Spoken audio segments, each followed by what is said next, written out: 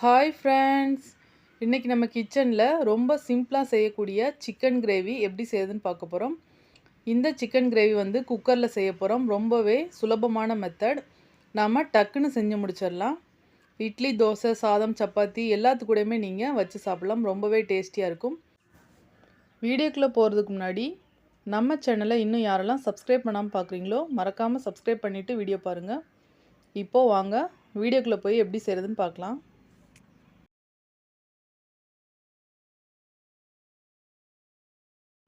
இப்போது ஒரு மிக்ஸி ஜாரில் பட்டை, கிராம்பு, ஏலக்காய் இதெல்லாம் சேர்த்துக்கலாம்.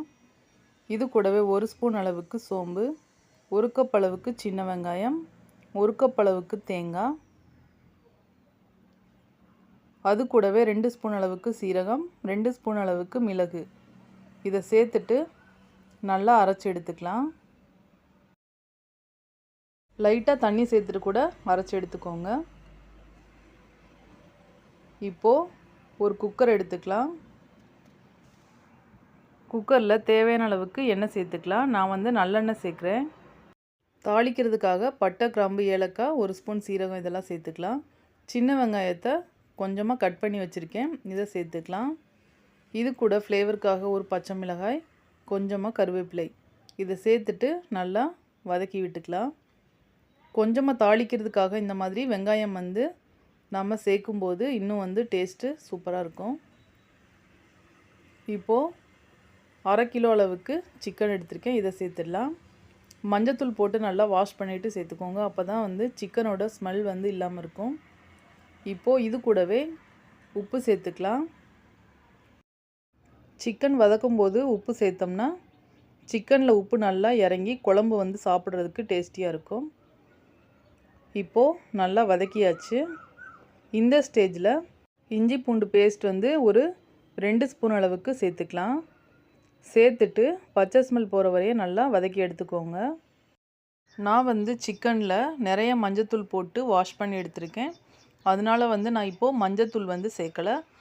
நீங்கள் வந்து மஞ்சத்தூள் சேர்க்காமல் வாஷ் பண்ணுறீங்கன்னா இந்த ஸ்டேஜில் கொஞ்சமாக மஞ்சத்தூள் வந்து சேர்த்துக்கலாம். நாம் சிக்கன் வதங்கும் போது தண்ணி எதுவுமே சேர்க்கலை. சிக்கனில் இருந்து தண்ணிலாம் ரிலீஸ் ஆகி வரும். பாருங்கள் எவ்வளோ தண்ணி வந்து நம்மளுக்கு வந்திருக்குன்னு. இந்த ஸ்டேஜில் நாம் கட் பண்ணி வச்சுருக்க தக்காளியை சேர்த்துக்கலாம். நான் வந்து ஒரு பெரிய தக்காளியை கட் பண்ணிவிட்டு சேர்க்குறேன். சேர்த்துட்டு நல்லா கலந்து விட்டுக்கோங்க.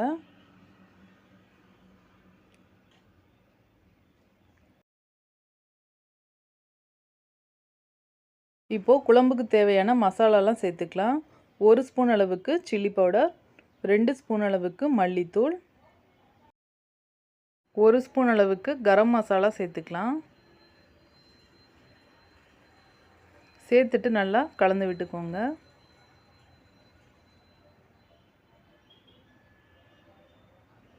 மசாலாலாம் சிக்கனில் நல்லா கோட் ஆகிற மாதிரி வதக்கி விட்டுக்கலாம்.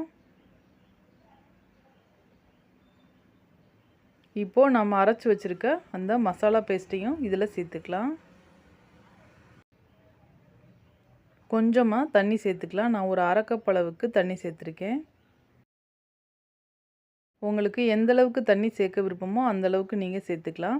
நான் வந்து ஓரளவுக்கு கெட்டியான கிரேவியை செய்கிறேன், அதனால் கொஞ்சமாக தண்ணி சேர்த்துருக்கேன். இந்த ஸ்டேஜில் உங்களுக்கு உப்பு பத்தலைன்னா நீங்கள் போட்டுக்கலாம். எனக்கு வந்து கரெக்டாக இருக்கிறதுனால நான் அப்படியே விட்டுட்டேன். இப்போது க்ளோஸ் பண்ணிடலாம். க்ளோஸ் பண்ணிவிட்டு ஒரு விசில் விட்டால் போதும். சிக்கன் வந்து நல்லா வெந்து வந்துடும். இப்போது ஒரு விசில் விட்டு எடுத்தாச்சு. சிக்கன் வந்து நல்லா வெந்து வந்திருக்கு. கிரேவி வந்து சூப்பராக ரெடி ஆயிடுச்சு பாருங்கள். எண்ணெய்லாம் பிரிஞ்சு நல்லா சூப்பரான சிக்கன் கிரேவி வந்து தயாராகிடுச்சு. பார்க்கும்போதே சூப்பராக கலர்ஃபுல்லாக ரெடி ஆகிருக்கு பாருங்கள். இந்த சிக்கன் கிரேவி வந்து ஒரு ஹோட்டலில் சாப்பிட்ற மாதிரியே இருக்கும். டேஸ்ட் வந்து பக்காவாக இருக்கும். கண்டிப்பாக ட்ரை பண்ணி பாருங்கள். இப்போது ஃபைனலாக கொஞ்சமாக கொத்தமல்லி இலை தூவிக்கலாம். இந்த சிக்கன் கிரேவியை காலையில் ஒரு தடவை செஞ்சாவே போதும். இட்லி, தோசை, சாதம், சப்பாத்தி எல்லாத்துக்கூடையுமே சூப்பராக இருக்கும். கண்டிப்பாக மிஸ் பண்ணாமல் ட்ரை பண்ணி பாருங்கள். ட்ரை பண்ணி பார்த்துட்டு நம்ம டிஎன் ஸ்பைசி சேனலுக்கு மறக்காமல் கமெண்ட் பண்ணுங்கள். புதுசாக பார்க்குறவங்க சப்ஸ்கிரைப் பண்ணிக்கோங்க. கூடவே பெல் சிம்லையும் கிளிக் பண்ணிக்கோங்க.